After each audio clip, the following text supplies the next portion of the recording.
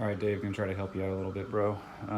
So here's what the final steering looks like. Like I said, it's on this multifunction plate, you know, the blank plate that you can buy for the H-rail. And you can kind of see here, so these are the two steering lines. And this is where it, you know, the Harken pulley.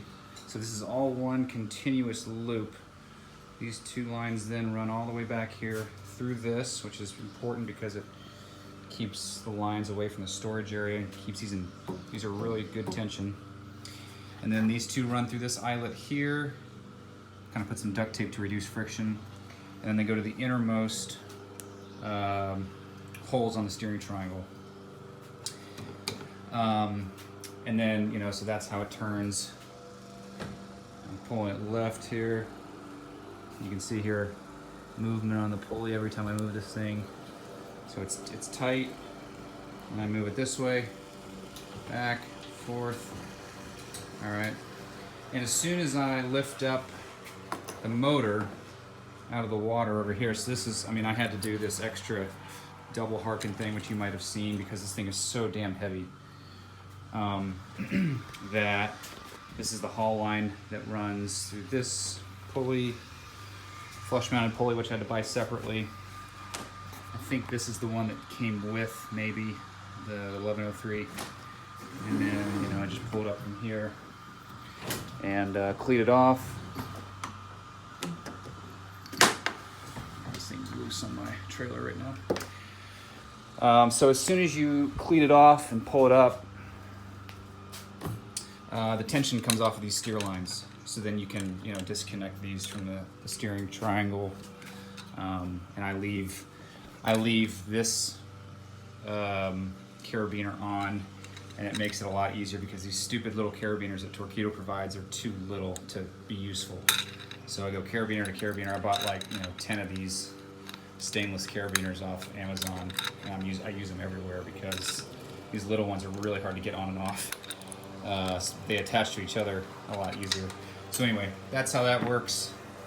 And as so to give you a little more detail on this thing, underneath, you got a nylon lock nut and a washer, all galvanized, you know, deals.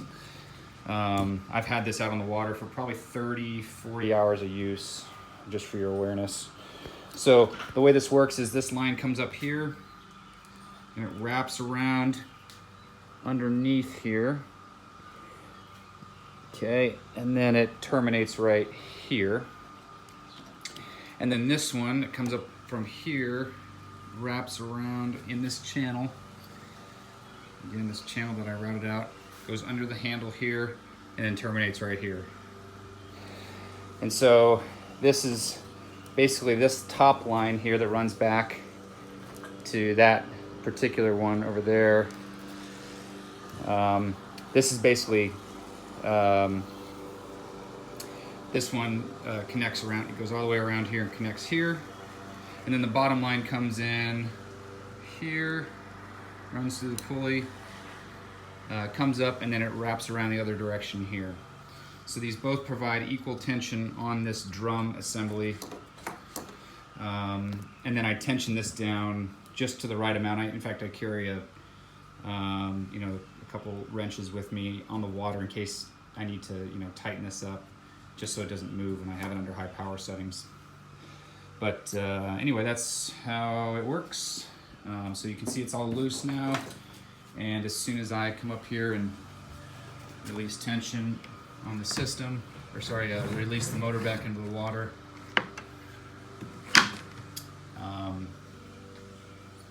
obviously just detach these, but then this puts tension back on these lines. You can see this one here is already starting to get tension back on it, and it'll move it. So that's how it works. Hope that's helpful.